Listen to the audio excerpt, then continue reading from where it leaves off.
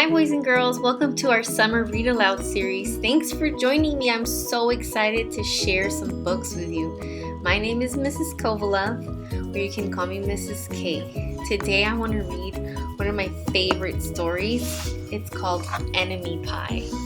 The story is about friendship. Let's go ahead and read it together. Enemy Pie by Derek Munson, illustrated by Tara Callahan King. For my best enemy. It should have been a perfect summer. My dad helped me build a tree house in our backyard. My sister was at camp for 3 whole weeks, and I was on the best baseball team in town. It should have been a perfect summer, but it wasn't. It was all good until Jeremy Ross moved into the neighborhood, right next door to my best friend Stanley. I did not like Jeremy Ross. He laughed at me when he struck me out in a baseball game. He had a party on his trampoline, and I wasn't even invited. But my best friend Stanley was. Jeremy Ross was the one and only person on my enemy list. I never even had an enemy list until he moved into the neighborhood. But as soon as he came along, I needed one. I hung it up in my treehouse where Jeremy Ross was not allowed to go. Dad understood stuff like enemies. He told me that when he was my age, he had enemies too, but he knew of a way to get rid of them. I asked him to tell me how. Tell you how? I'll show you how, he said. He pulled a really old recipe book off the kitchen shelf. Inside, there was a worn-out scrap of paper with faded writing.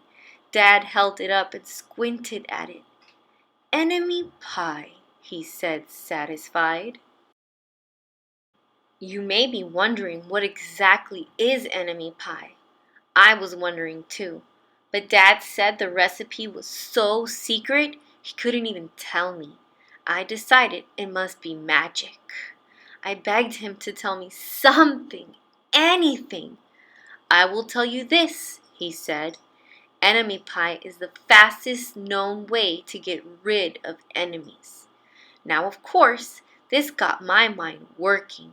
What kinds of things, disgusting things, would I put into a pie for an enemy? I brought Dad some weeds from the garden, but he just shook his head. I brought him earthworms and rocks. He didn't think he'd need those. I gave him the gum I had been chewing on all morning. He gave it right back to me. I went out to play alone. I shot baskets until the ball got stuck on the roof. I threw a boomerang that never came back to me. And all the while, I listened to the sounds of my dad chopping, stirring, and blending the ingredients of enemy pie. This could be a great summer after all. Enemy pie was going to be awful. I tried to imagine how horrible it must smell, or worse yet, what it would look like. But when I was in the backyard looking for ladybugs, I smelled something really, really, really good. And as far as I could tell, it was coming from our kitchen. I was a bit confused. I went to ask Dad what was wrong. Enemy pie shouldn't smell this good. But Dad was smart. If enemy pie smelled bad, your enemy would never eat it, he said. I could tell he'd made enemy pie before. The buzzer rang, and Dad put on the oven mitts and pulled the pie out of the oven. It looked like plain old pie. It looked good enough to eat. I was catching on. But still, I wasn't sure how this enemy pie worked. What exactly did it do to enemies? Maybe it made their hair fall out, or their breath stinky. Maybe it made bullies cry. I asked Dad, but he was no help. He wouldn't tell me a thing. But while the pile cooled, he filled me in on my job. He talked quietly. "There is one part of enemy pie that I can't do. In order for it to work, you need to spend a day with your enemy. Even worse, you have to be nice to him. It's not easy, but that's the only way that enemy pie can work. Are you sure you want to go through with this? Of course I was. It sounded horrible, it was scary, but it was worth a try. All I had to do was spend one day with Jeremy Ross. Then he'd be out of my hair for the rest of my life. I rode my bike to his house and knocked on the door. When Jeremy opened the door, he seemed surprised. He stood on the other side of the screen door and looked at me, waiting for me to say something. I was nervous. "Can you play?" I asked. He looked confused. "I'll go ask my mom," he said. He came back with his shoes in his hand. His mom walked around the corner to say hello. "You boys stay out of trouble," she said, smiling.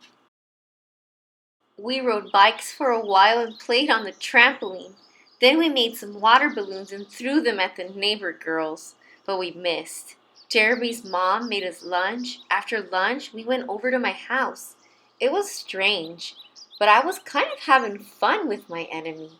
He almost seemed nice. But of course, I couldn't tell Dad that, since he had worked so hard to make this enemy pie.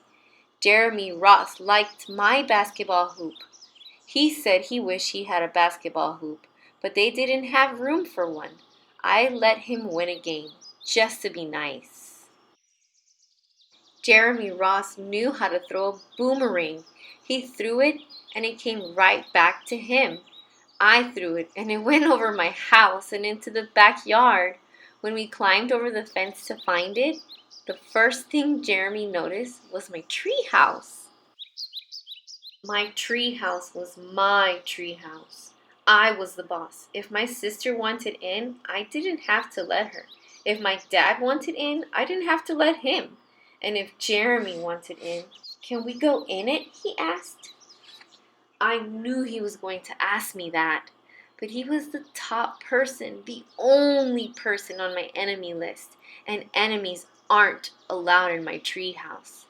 But he did teach me how to throw a boomerang, and he did have me over for lunch, and he did let me play on his trampoline. He wasn't being a very good enemy. "Okay," I said, "but hold on." I climbed up ahead of him and tore the enemy list off the wall. I had a checkerboard and some cards in the treehouse, and we played games until my dad called us down for dinner. We pretended we didn't hear him, and when he came out to get us, we tried to hide from him, but somehow he found us. Dad made us macaroni and cheese for dinner, my favorite. It was Jeremy's favorite too. Maybe Jeremy Ross wasn't so bad after all. I was beginning to think that maybe we should just forget about the enemy pie. But sure enough, after dinner, Dad brought out the pie. I watched as he cut the pie into 8 thick slices. "Dad," I said, "it sure is nice having a new friend in the neighborhood." I was trying to get his attention and trying to tell him that Jeremy Ross was no longer my enemy. But Dad only smiled and nodded. I think he thought I was just pretending.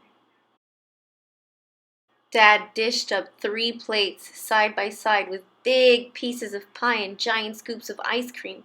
He passed one to me and one to Jeremy. "Wow," Jeremy said, looking at the pie. "My dad never makes pies like this." It was at this point that I panicked. I didn't want Jeremy to eat the enemy pie. He was my friend and I couldn't let him eat it. "Jeremy, don't eat it. It's bad pie. I think it's poisonous or something." Jeremy's fork stopped before reaching his mouth. He crumpled his eyebrows and looked at me funny. I felt relieved. I had saved his life. I was a hero.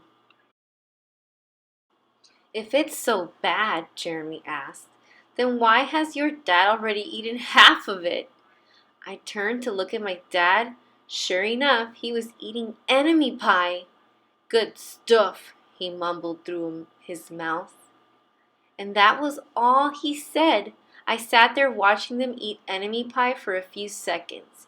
Dad was laughing, Jeremy was happily eating, and neither of them was losing any hair. It seemed safe enough, so I took a tiny taste. Enemy pie was delicious. After dessert, Jeremy rode his bike home, but not before inviting me over to play on his trampoline in the morning. He said he'd teach me how to flip. As for enemy pie, I still don't know how to make it. I still wonder if enemies really do hate it, or if their hair falls out or their breath turns bad. But I don't know if I'll ever get an answer, because I just lost my best enemy. The end.